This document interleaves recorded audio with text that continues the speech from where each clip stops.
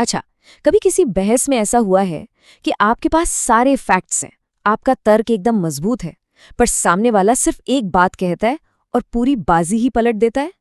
आज हम लोग ना संवाद की एक ऐसी ही छिपी हुई लेकिन बहुत ही शक्तिशाली रणनीति को समझने वाले हैं। हम सब ने कभी ना कभी ये महसूस किया होगा कि एक मजबूत तर्क अचानक से जैसे हवा में गायब हो जाता है और हम सोचते रह जाते हैं कि भाई आखिर गड़बड़ हुई कहाँ। तो देखिए, ये कोई जादू नहीं है, बल्कि एक बहुत सोची समझी चाल है।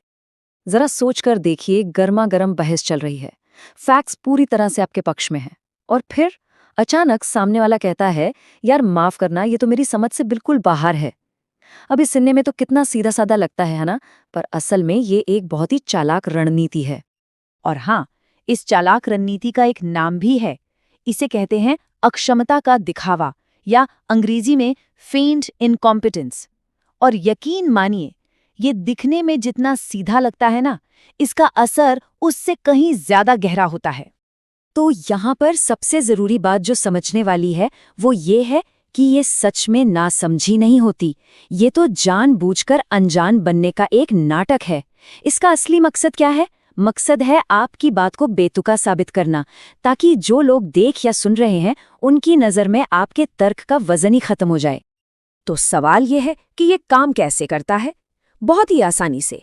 पहला स्टेप, एक ऐसे मजबूत तर्क का सामना करो जिसका आपके पास कोई सीधा जवाब नहीं है।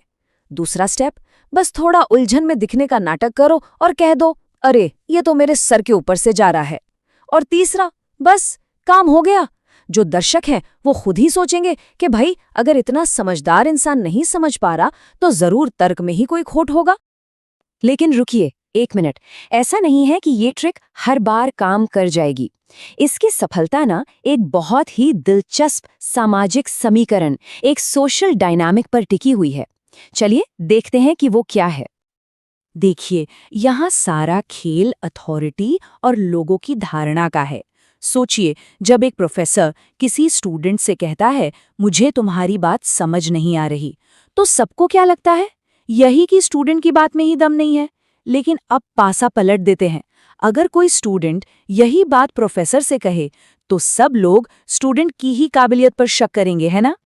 इसको और भी अच्छे से समझने के लिए चलिए इतिहास में चलते हैं। एक बहुत मशहूर दार्शनिक की कहानी है जो ये दिखाती है कि ये रणनीति किसी को कैसे आसमान तक पहुंचा सकती है और कैसे जमीन पर भी गिरा सकती है।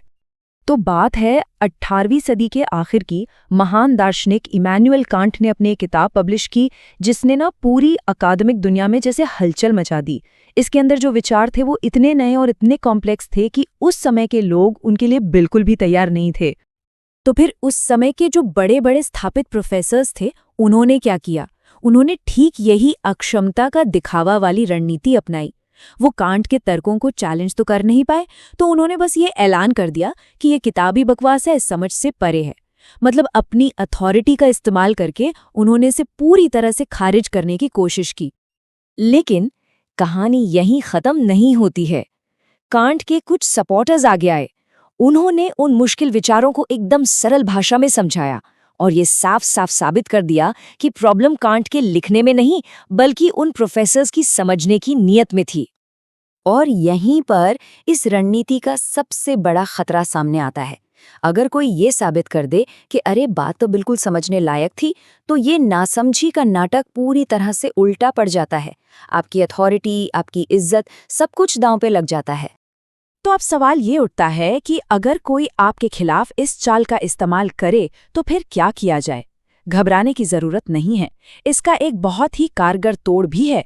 चलिए अब पासा पलटने का तरीका सीखते हैं। ये जो जवाबी हमला है ना, ये जितना विनम्र है उतना ही शक्तिशाली भी है। आप सीधे लड़ाई में नहीं उतरते, बल्कि आप कहते हैं, आप इतने ज्ञानी हैं, अगर आपको ये बात समझ नहीं आ रही तो यकीनन गलती मेरे ही समझाने में होगी। क्या आप मेरी मदद करेंगे ये पहचानने में कि मेरी बात कहाँ पर क्लियर नहीं थी? देखा आपने, कितनी चतुराई से आपने जिम्मेदारी वापस उन्हीं पर डाल दी और उनकी पूरी रणनीति को ही नाकाम कर दिया। तो हमने इस पूरी रणनीति को समझ लिया है, इसके खतरों को भी देख लिया और इसका तोड़ भी सीख लिया है। तो आखिर में वो सबसे बड़ा सबक क्या है जो हमें हमेशा याद रखना है? हमेशा याद रखिए, मुझे समझ नहीं आ रहा ये सिर्फ एक वाक्य नहीं है, ये एक हथियार हो सकता है। इसकी ताकत बोलने वाले की अथॉरिटी से आती है, लेकिन इसका जवाब विनम्रता और स्पष्टता में छिपा है, क्योंकि आखिर में असली जीत किसी के पद की नहीं होती, बल्कि विचारों की क्लैरिटी की होती है। और अंत में मैं एक सवाल छोड़कर जा रहा हूं। जरा सोचिए, हमारे आसपास की दुनिया में ऐसी कितनी ही बहसें हैं जो मेरिट पर नहीं, बल्कि सिर्फ एक बेहतर परफॉर्मेंस पर जीती जाती हैं।